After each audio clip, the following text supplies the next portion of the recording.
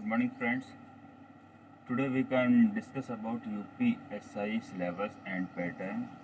So, welcome for our YouTube channel परीक्षा classes.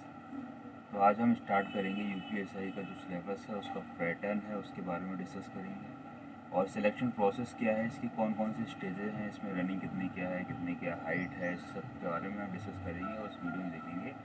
और उसके बाद में फिर हम यूपीएसआई की जो वीडियो वगैरह हैं वो अपलोड करेंगे और जो भी बढ़िया मैटर है हमारी तरफ से वो आप लोगों को प्रोवाइड किया जाएगा। और फिर इसकी बाकायदा सारी ऐसे इसमें जो भी सब्जेक्ट आते हैं, हिंदी, रीजनिंग, जीएस और मैथ, तो इन सब का बाकायदा हम क्लासेस भी चलाएंगे। ठीक है, तो आज हम सिलेबस के बारे में डिस्कस करेंगे और उसका सिलेक्शन प्रोसेस के बारे में डिस्कस करेंगे, क्या क्या सिलेक्शन प्रोसेस है इसका। ठीक है, तो फिर चलिए स्टार्ट करते हैं। जैसे कि आप लोग देख रहे हैं यूपीएसआई मैंने लिख रखा है ऊपर। ठीक है, सिलेक्शन प्रोसेस भी मैंने लिख रखा है। सिलेक्शन प्रोसेस जो है इसमें ये 3 स्टेज में डिवाइड हो रखा है। कौन कौन से 3 स्टेज में डिवाइड हुआ है उसके बारे में हम देख लेते हैं। सबसे पहला है इसमें online written exam.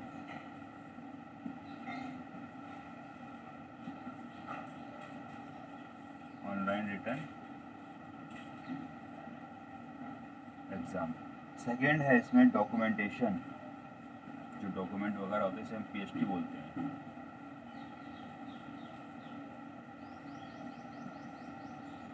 Documentation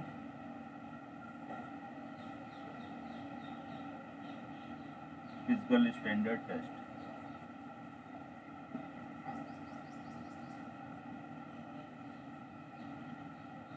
physical standard test, जिसे शॉर्ट फॉर्म में हम पीएचटी बोलते हैं। ठीक है, थर्ड स्टेज है इसमें, वो है फिजिकल एफिशिएंसी टेस्ट।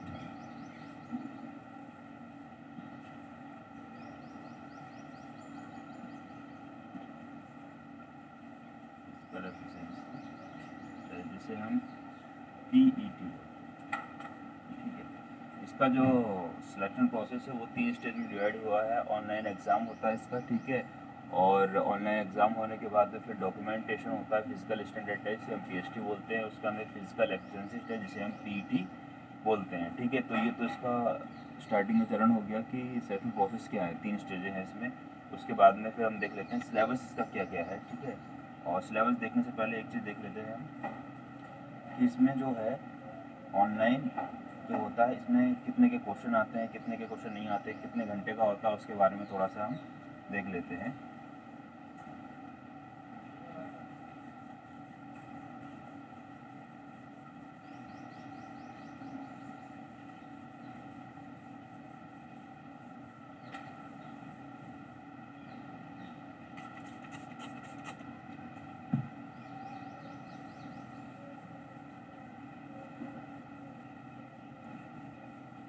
थोड़ा सा टाइम लग रहा है।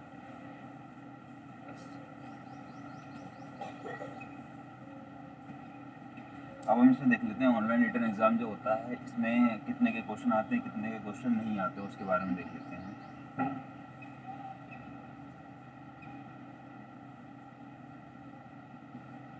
ऑनलाइन रिटन एग्ज़ाम, ठीक है। अब इसमें जो है सबसे पहला जो है टोटल मार्क्स, कितने मार्क्स का ये होता है। हमारे यूपीएसआई का एग्ज़ाम जो है टोटल कितने मार्क्स का होता है, ये होता है हमारे 400 मार्क्स का। ठीक है, उसके बाद में देख लेते हैं कितने क्वेश्चन इसमें पुटअप होते हैं। क्वेश्चंस देख लेते हैं। इसमें जो हमारे क्वेश्चन पुटअप होते हैं वो क्वेश्चन पुटअप होते हैं 160 क्वेश्चन। ठीक है, और इसमें एक क्वेश्चन जो होता है वो 2.5 मार्क्स का होता है, यानी 2.5 मार्क्स का एक क्वेश्चन। जो भी लास्ट ईयर मतलब 2013 की जो वैकेंसी थी उसके अनुसार इसमें कोई भी नेगेटिव मार्किंग नहीं थी। बाकी अब बता रहे हैं हो भी सकती है, नहीं भी, जब नोटिफिकेशन आ जाएगा तो उसका हमें कंफर्म हो जाएगा कि इसमें नेगेटिव मार्किंग है कि नहीं है। ठीक है, और फिर आगे बढ़ते हैं। टाइम ड्यूरेशन, जो इसमें टाइम ड्यूरेशन होती है वो होती है 2 आवर्स की, 2 घंटे की, यानी कि 120 मिनट्स की। ठीक है, तो ये तो था फिलहाल हमारा मेन चीज़। ऑनलाइन रिटन एग्जाम होता है पहली बात इसमें, ठीक है। टोटल मार्क्स 400 मार्क्स का होता है। ठीक है, क्वेश्चन कितने 160 क्वेश्चन आते हैं इसमें। 2.5 मार्क्स का ईच क्वेश्चन, यानी एक क्वेश्चन होता है। नेगेटिव मार्किंग इसमें अभी तक नहीं थी। टाइम ड्यूरेशन 2 घंटे का था या 2 घंटे का था और 120 मिनट्स का था। अब इसमें मेन चीज़ है वो देखने वाली है, इसमें कितने के सब्जेक्ट आते हैं हमारे। ठीक है, इसमें हमारे जो है 4 सब्जेक्ट हैं। कौन कौन से हैं? हिंदी, हिंदी इसमें हमारा काफ़ी बढ़िया रोल निभाएगी। ठीक है, और जीएस, फिर मैथ और रीजनिंग हम बोल सकते हैं। ठीक है, तो ये हमारे 4 टॉपिक थे। ठीक है, अब देखेंगे किसमें से कितने के क्वेश्चन हमारे पुटअप होते हैं, उसके बारे में देख लेते हैं।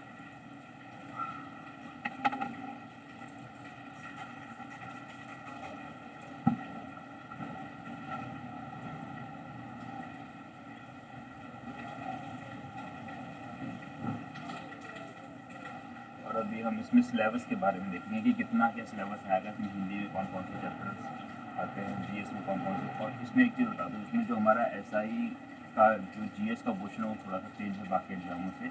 इसमें क्या चीज़ पूछी गई है जीएस, इसमें जो हमारा सिलेबस है, पहले तो हम देखेंगे कि कितने के क्वेश्चन आते हैं कौन से सेक्शन में से, उसके बाद में फिर हम आगे बढ़ते हैं। Selection of subject wise question देख लेते हैं हम लोग इसमें। ठीक है,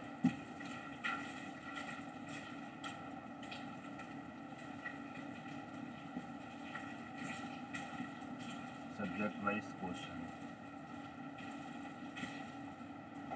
ठीक है, अब इसमें जो हमारा जनरल हिंदी है, पहला जनरल हिंदी,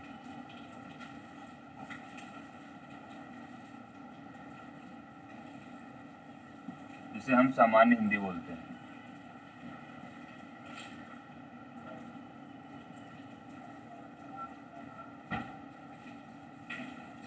ठीक है, इसमें क्या है, इसमें कितने के क्वेश्चंस हैं और एक सब्जेक्ट जो है कितने मार्क्स का है उसके बारे में देख लेते हैं, और क्वालिफाइंग मार्क्स कितने क्या है उसके बारे में थोड़ा सा देख लेते हैं हम। इसमें जो हमारे क्वेश्चंस हैं 40 क्वेश्चंस एक पार्ट में से आएंगे। ठीक है, और जो मार्क्स है वो 100 मार्क्स का एक है, 40 यानी 100 मार्क्स का। सेकंड देख लेते हैं। सेकंड जो है हमारा, इसमें जो जीएस का क्वेश्चन जो बता रहा था, जीएस में जो इम्पोर्टेंट बता रहा था ना मैं, लॉ, कॉन्स्टिट्यूशन,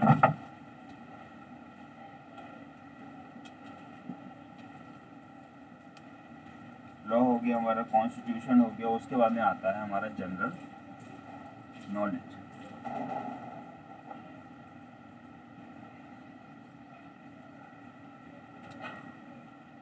ठीक है, तो इसमें जो हमारे क्वेश्चंस हैं वो 24 क्वेश्चन किससे हैं, लॉ और कॉन्स्टिट्यूशन से हैं। और जनरल नॉलेज से जो इसमें क्वेश्चंस हैं वो 16 क्वेश्चन है। ओवरऑल 40 होगा, या 40 मार्क्स हमारे कितने के हो गए, 100 मार्क्स के हो गए। तीसरा हम देखते हैं, तीसरा इसमें न्यूमेरिकल जो हम बता रहे थे मैथ के लिए,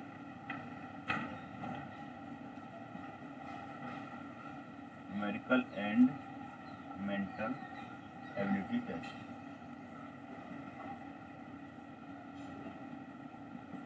ठीक है, numerical and mental ability test, ये जो है 40 क्वेश्चंस हैं, 100 मार्क्स। फोर्थ देख लेते हैं। फोर्थ जो है हमारा वो है मेंटल एप्टीट्यूड टेस्ट, जिसे हम बोलते हैं रीजनिंग।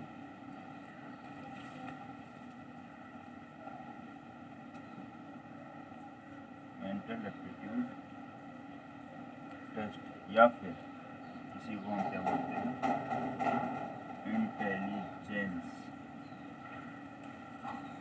इंटेलिजेंस टेस्ट, या फिर एक और भी बोलते हैं इसे टेस्ट ऑफ रीजनिंग।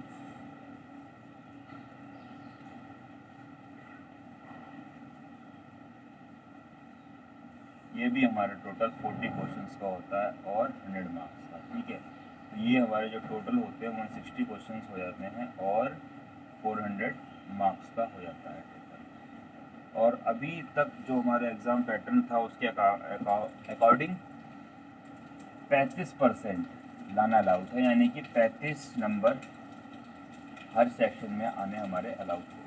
ठीक है, तो ये था हमारा सब्जेक्ट वाइज क्वेश्चन पैटर्न जो भी था। उसके बाद में फिर हम आगे बढ़ते हैं और आगे देख लेते हैं ज़रा हम।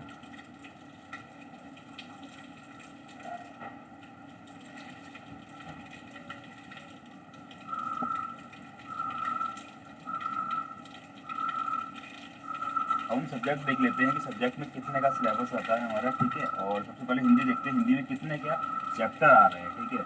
हिंदी हमारा इसमें काफ़ी बढ़िया रोल करेगा। और जो हमारे जीएस है जिसमें हम लॉ बोल रहे हैं, कॉन्स्टिट्यूशन है, ठीक है। उसके बाद में हमारी जो जनरल नॉलेज है, इसमें लॉ कॉन्स्टिट्यूशन में थोड़ा सा डिफरेंस ये है कि इसमें धाराएं वगैरह ना थोड़ी, यानी आईपीसी हो गई, हमारी सीआरपीसी हो गई, ठीक है, आईटी एक्ट होगा, इन सब के बारे में भी क्वेश्चन पुट अप होते हैं, ठीक है।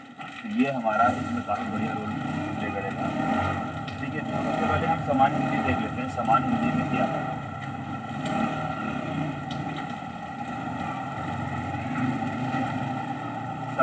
समान हिंदी में कौन कौन से चैप्टर आ रहे हैं उसके बारे में हम डिस्कस कर लेते हैं, ठीक है। पहला जो हमारा चैप्टर भाषा तथा व्याकरण है, भाषा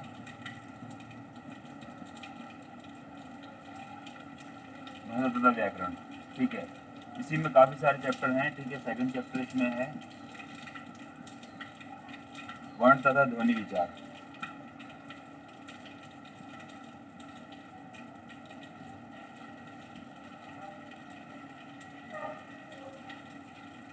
तीसरा इसी में है हमारा शब्द विचार,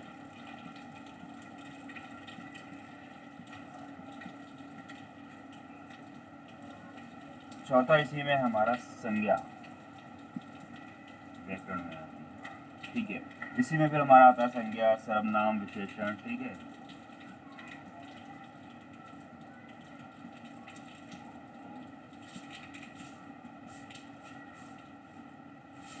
संज्ञा, सर्वनाम, विशेषण, ठीक है। उसके बाद में फिर पांचवा जो हमारा आ जाता है, पांचवा आता है क्रिया, अव्यय तथा क्रिया विशेषण, क्रिया, अव्यय तथा क्रिया विशेषण।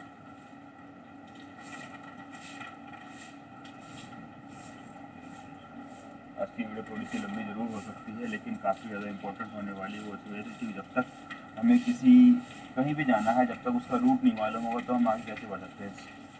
इसके आगे जो हमारा चैप्टर है वो है पर्यायवाची,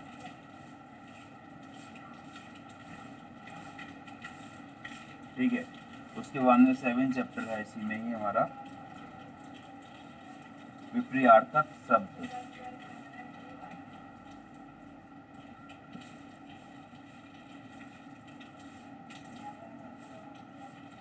विपर्यार्थक शब्द। 8वां इसी में हमारा चैप्टर है अनेक शब्दों के लिए एक शब्द,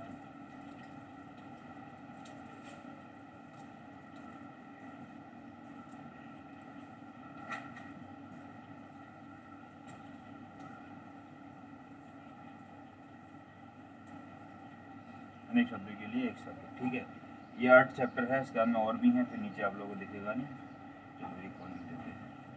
9th चैप्टर इसी में ही है श्रुति भिन्नात्मक शब्द, जिसे हम युगम शब्द बोलते हैं।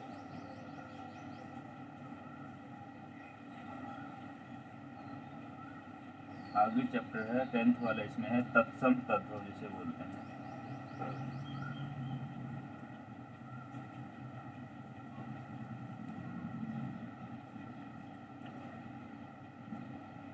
तत्सम तत्व शब्द, ठीक है। ये 10 चैप्टर हैं, इसमें और भी चैप्टर है, इसका आप लोग एक बार स्क्रीनशॉट ले लीजिएगा, ठीक है। तो फिर से इरेज करता हूँ ताकि और भी हमें लिखने इसमें।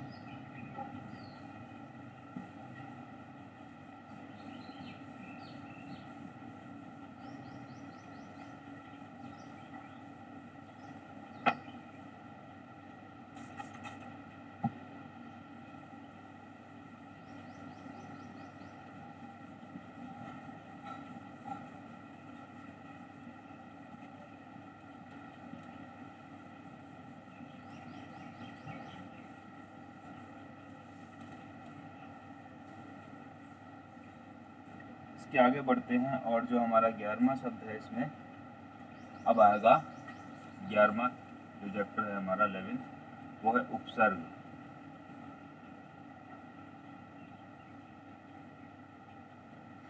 उपसर्ग तथा प्रत्यय,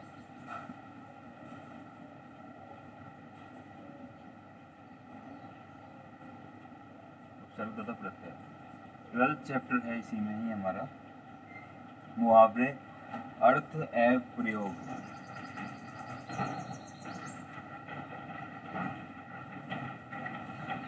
मुहावरे, अर्थ एवं प्रयोग। 13th चैप्टर है इसी में हमारा, लोकोक्तियां तथा कहावतें।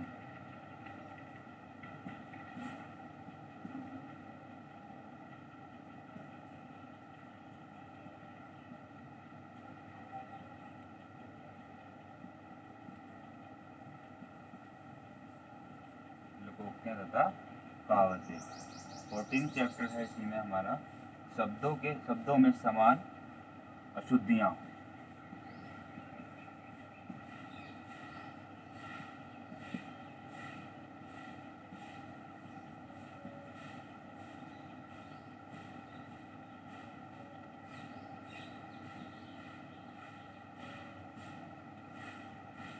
शब्दों में समान अशुद्धियां। उसके बाद में आता है वाक्यों में सामान्य अशुद्धियां।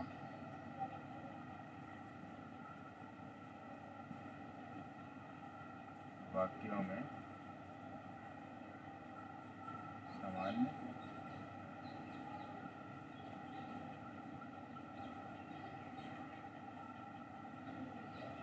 अशुद्धियां। 15th हो गया। 16th चैप्टर है, रस, अलंकार, छंद। काफी इम्पोर्टेंट है। रस, अलंकार,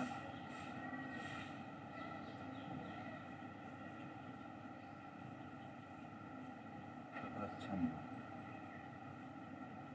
17th चैप्टर इसी में है हमारा, हिंदी साहित्य एवं रचना।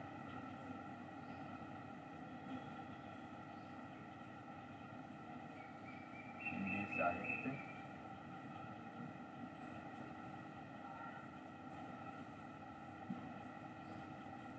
एवं रचना। 18th चैप्टर इसी में है हमारा, अपठित गद्यांश।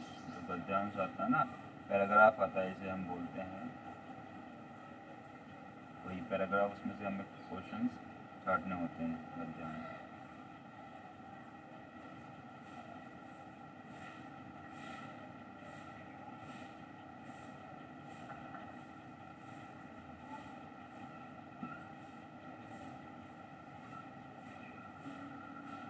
अपठित गद्यांश, ठीक है। ये हमारा हिंदी का सिलेबस था, जो मोस्टली कंप्लीट होने वाला क्या है, हिंदी का जो सिलेबस है हमारा पूरा कंप्लीट हो चुका है। ये 18 चैप्टर हैं, ठीक है। इसके बाद में भी कुछ चैप्टर या फिर कुछ चीज़ें छूट जाती हैं, जैसे चिन्ह।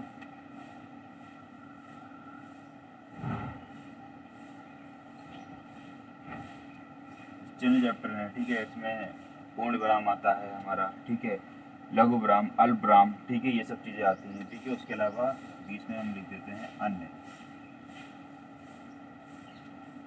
ठीक है। तो ये सब चीज़ें थी हमारे हिंदी सिलेबस में। वैसे इतनी ही चीज़ें हैं, आने की ज़रूरत नहीं है, ठीक है। फिर आगे बढ़ते हैं, हमारे जीएस में देख लेते हैं। जीएस क्वेश्चन में हमारी कौन कौन सा जो है सिलेबस के अकॉर्डिंग कौन कौन से चैप्टर हैं जो जीएस में है, ठीक है।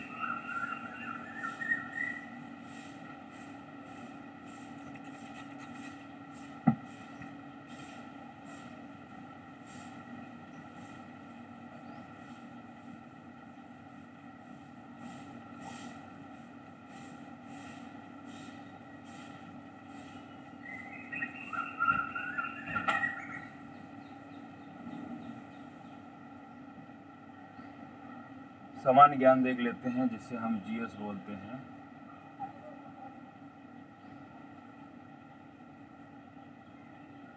ठीक है। सामान्य ज्ञान में जो हमारा स्टार्टिंग के कुछ टॉपिक हैं वो तो सब में आते हैं, जैसे भारत का इतिहास,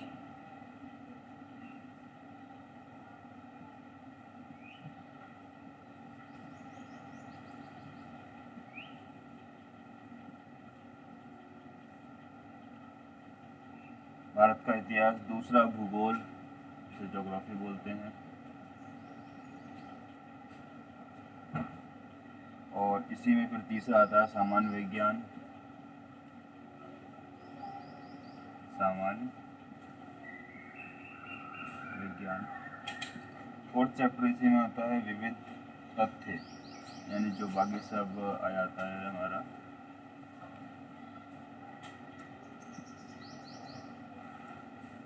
विविध तथ्य, जिसे हम अदर बोलते हैं। उसके बाद में फिर आता है हमारा संविधान। संविधान आ जाता है, ठीक है। सिक्स चैप्टर है इसी में संविधान के बाद में। अब हमारा इसमें काफ़ी मेन चीज़ आने से होती है मूल विधि। यूपीएसआई में मेन रोल ये निभाएगी। अभी तक हमने कभी मूल विधि नहीं पढ़ी होंगी, तो कुछ लोगों ने पढ़ी होगी जिन्होंने एलएलबी वगैरह कर रखा है, उन्हीं लोगों ने मूल विधि पढ़ी होगी, उन्हीं लोगों को नॉलेज होगी। बाकी अदरवाइज बहुत कम लोगों को नॉलेज होती है इन सब चीज़ों के बारे में, ठीक है। मूल विधि, अब मूल विधि में कई सारी अलग अलग धाराएं वगैरह हैं, कौन कौन चीज़ें उस चीज़ की देख लेते हैं, ठीक है। उसे भी एक अलग वर्ग में बांटा गया है, डिवाइड करा गया है, ठीक है। उसे देख लेते हैं।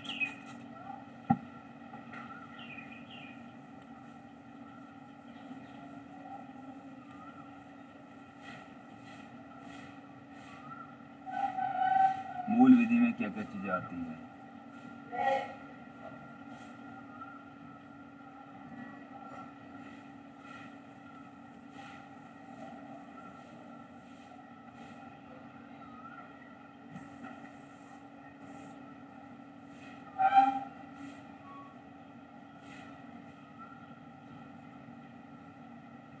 मूल विधि में पहला है वो ये है घरेलू हिंसा में महिलाओं का संरक्षण अधिनियम 2005।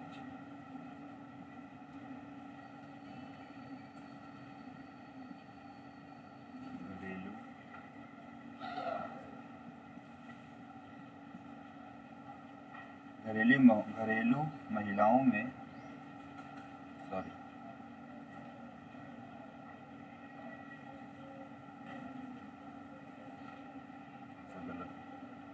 घरेलू हिंसा,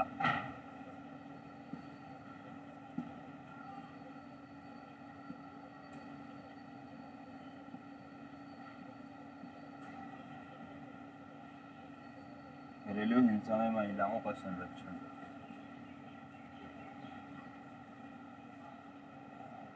संरक्षण अधिनियम 2005।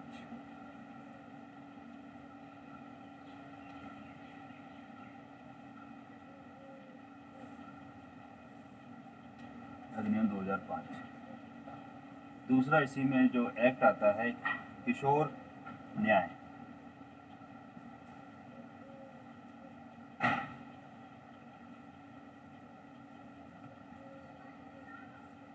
किशोर न्याय यानी कि बालकों की देखरेख एवं संरक्षण।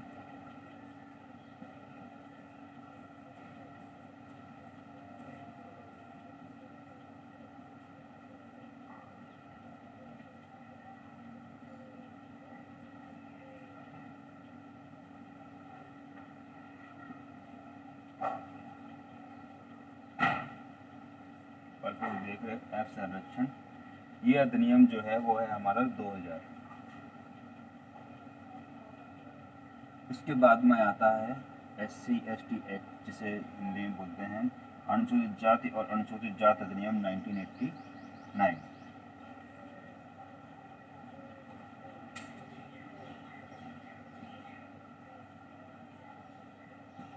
अनुसूचित जाति एवं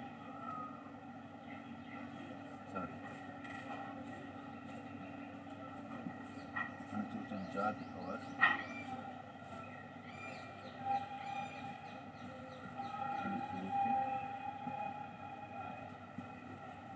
अनुसूचित जनजाति,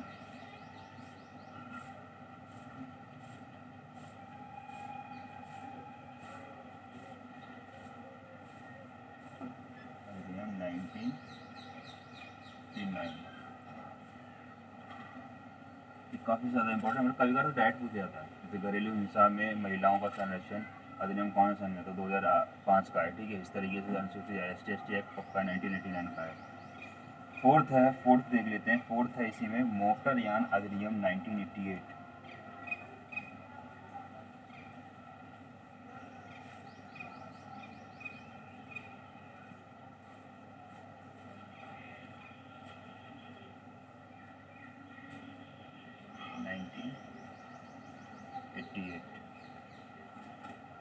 5 है इसी में पर्यावरण संरक्षण।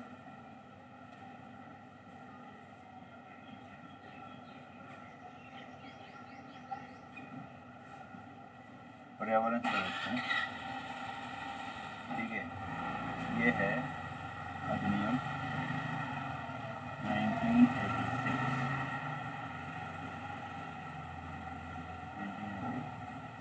मोटरयान अधिनियम 1988। और इसकी जो अधिनियम संख्या है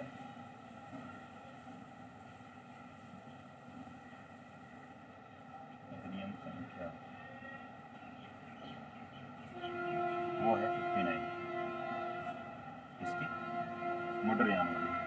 6 है इसी में वन्य जीव संरक्षण अधिनियम 1972, वन्य जीव संरक्षण अधिनियम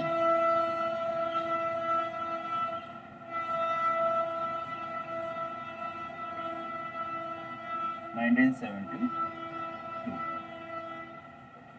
ये मैं ईयर या सन इसलिए देता हूँ क्योंकि आगे काफ़ी ज़्यादा इम्पोर्टेंट होने वाला है जब हम इस चीज़ को पढ़ेंगे, ठीक है, तो कब सन में लागू हुआ, किस सन में, इसलिए, ठीक है।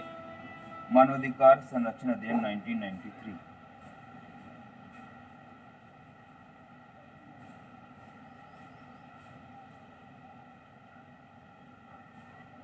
मानवाधिकार संरक्षण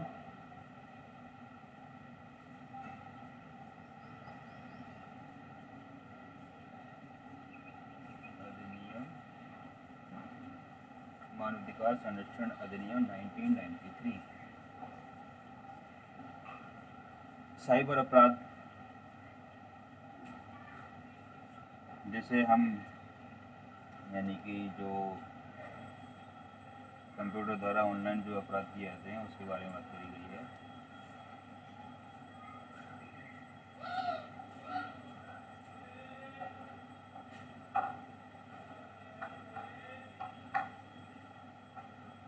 साइबर अपराध, उसके बाद में आया आता है हमारा भारतीय दंड संहिता IPC,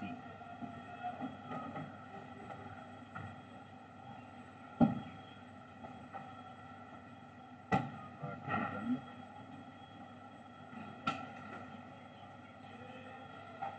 संहिता 1860, ठीक है।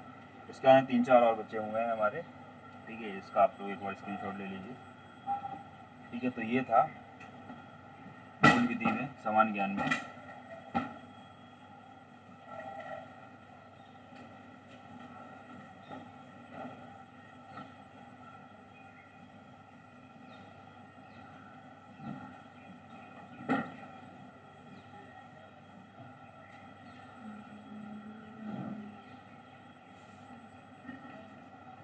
इसी में 10 पॉइंट जो है हमारा भ्रष्टाचार निवारण अधिनियम 1988,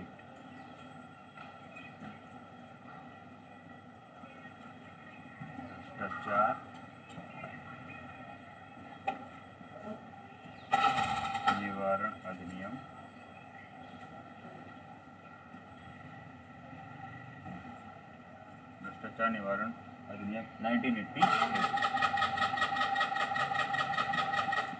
इसी में हमारा 11 है वो राष्ट्रीय सुरक्षा अधिनियम 1980,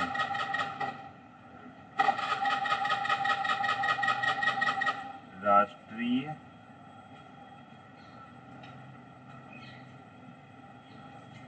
सुरक्षा,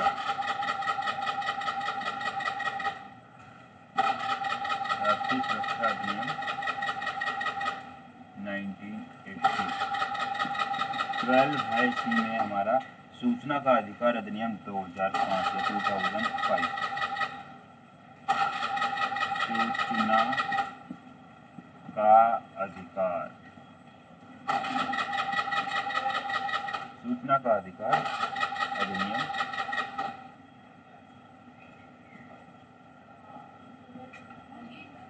सूचना का अधिकार अधिनियम 2005।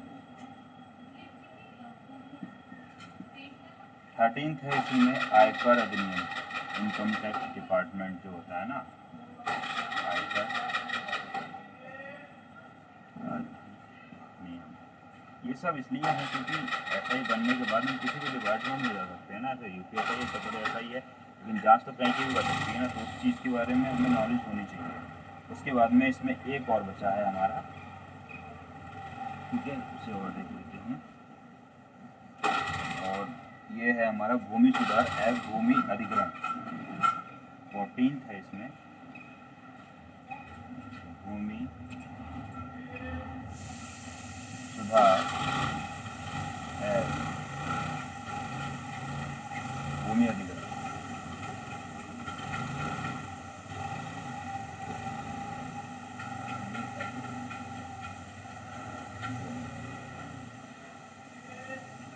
ठीक है, तो ये तो था हमारा GS का पोर्शन और मूल विधि का पोर्शन। ठीक है, हिंदी हो गई हमारी कंप्लीट, GS का जो भी सिलेबस था वो कंप्लीट कर दिया, और अब हमारा बचा है मैथ और रीजनिंग का। ठीक है, तो उसमें देख लेते हैं कौन कौन से चैप्टर हैं, थोड़ा सा जल्दी चलते हैं, काफ़ी लंबी वीडियो हो जाएगी।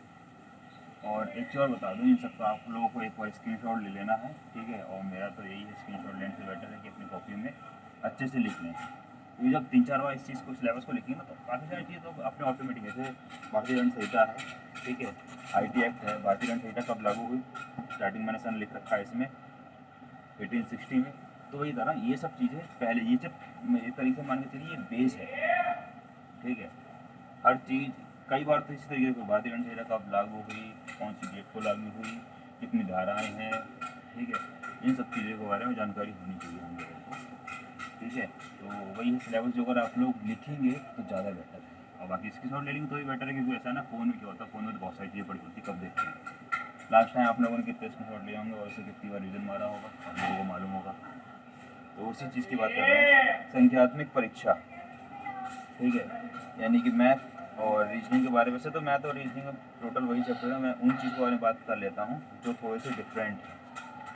ठीक है, और वैसे ज़्यादा कोई वो नहीं है, वैसे मैथ हमारे वही LCM SCF, लासा मासा, संख्या पद्धति, percentage, discount, profit and loss, SI CI, और एरिया, क्षेत्र वाले जो हमारे चैप्टर होते हैं। ठीक है, वो हो गया, मेंसुरेशन जिसे हम बोलते हैं, ये हमारे मैथ के क्वेश्चन हो गए। ठीक है, उसके अंदर फिर रीजनिंग में आते हैं। रीजनिंग में जो हमारा क्वेश्चन है वो है कोडिंग डिकोडिंग, ठीक है, और ब्लड रिलेशन, डायरेक्शन, और पजल, एक दो पजल भी आती हैं। ठीक है, तो ये सब क्वेश्चन हमारे हिंदी के ऊपर समान, हिंदी में बोलते हैं जैसे भिन्नात्मक, खालिस्तान, ठीक है, संबंध, अवधारणा, ठीक है, शब्द वर्गीकरण, ये सब चीज़ें हमारी हिंदी की, रीजनिंग की हो गई। रीजनिंग के वही नॉर्मल से चैप्टर हैं सारे। ठीक है, तो हम अब मेन इस पे आ जाते हैं कि इसमें जो हाइट वगैरह जो ली जाती है, वो कितनी की हाइट ली जाती है, कितनी का वेट ली जाती है, इसके बारे में थोड़ा सा देख लेते हैं हम। ठीक है, UPSI में जो हाइट ली जाती है और कितना चेस्ट होना चाहिए, कितना वेट होना चाहिए, उसके बारे में देख लेते हैं। और कौन सी कैटेगरी के लिए, SC ST OBC जनरल, इनके लिए देख लेते हैं। तो सबसे पहले हम मेल देखते हैं। ठीक है, और मेल में हम जनरल, OBC और SC, सॉरी हाँ सही, SC, इसमें जो हाइट है, इन कैटेगरी बताया है मैंने, मेल में इसकी जनरल, OBC और SC की जो हाइट मांगी गई है वो है 168 सेंटीमीटर। ठीक है, और इसमें जो चेस्ट होना चाहिए हमारा, चेस्ट हमारा होना चाहिए 79 से 84 सेंटीमीटर, 5 सेंटीमीटर हमारा फूलना चाहिए। उसके बाद में ST का आता है। ST में जो हाइट है वो काफ़ी कम है, 160 है। ठीक है, और उसमें चेस्ट में भी थोड़ी सी हाइट है, बाकी अगर 77 से लेकर 82 सेंटीमीटर। तो ये हो गया हमारा मेल का, और अब हम देख लेते हैं फीमेल का। फीमेल में जनरल, OBC और SC, इसमें जो फीमेल की जो हाइट मांगी गई है वो 152 सेंटीमीटर, और ये नहीं मांगी गई है। ST में जो हाइट मांगी गई है वो 147 सेंटीमीटर, और लड़कियों में एक चीज़ देखने वाला है वो ये है कि इनका जो वेट है मिनिमम होना चाहिए, इससे कम नहीं होना चाहिए। लड़कों में कोई, लड़कों में 40 kg से ऊपर होना चाहिए, अब इसमें रेस का देख लेते हैं, रेस कितनी है। मेल की रेस कितनी है और फीमेल की रेस कितनी है, ठीक है। 4.8 किलोमीटर मेल की है और इसमें जो टाइम दिया जाता है वो 28 मिनट्स दिया जाता है। फीमेल में जो वो रेस है वो 12.4 किलोमीटर, सॉरी 2.4 यानी इसकी आधी होती है। और जो वेट है वो टाइम जो है वो 16 मिनट का मिलता है, ठीक है। तो ये था आज का हमारा टॉपिक। और अब हम कल से जो स्टार्ट करेंगे वो हिंदी स्टार्ट करते हैं हम। सबसे पहले हिंदी हमारा काफ़ी प्लस पॉइंट और पॉजिटिव पॉइंट है, तो हिंदी को स्टार्ट करेंगे सबसे पहले। और कल से क्या, मैं अभी थोड़ी देर, अभी तो ये वीडियो अपलोड करेंगे, उसके बाद में शाम तक आप लोगों को हिंदी की वीडियो भी मिल जाएगी, स्टार्टिंग कर देंगे हिंदी को। तो फिर मिलते हैं नेक्स्ट वीडियो में। और वीडियो कैसी लगे बताइएगा, लाइक करिएगा, सब्सक्राइब करिएगा चैनल अपना, ठीक है। तो मिलते हैं नेक्स्ट वीडियो, तब तक के लिए जय हिंद, जय भारत।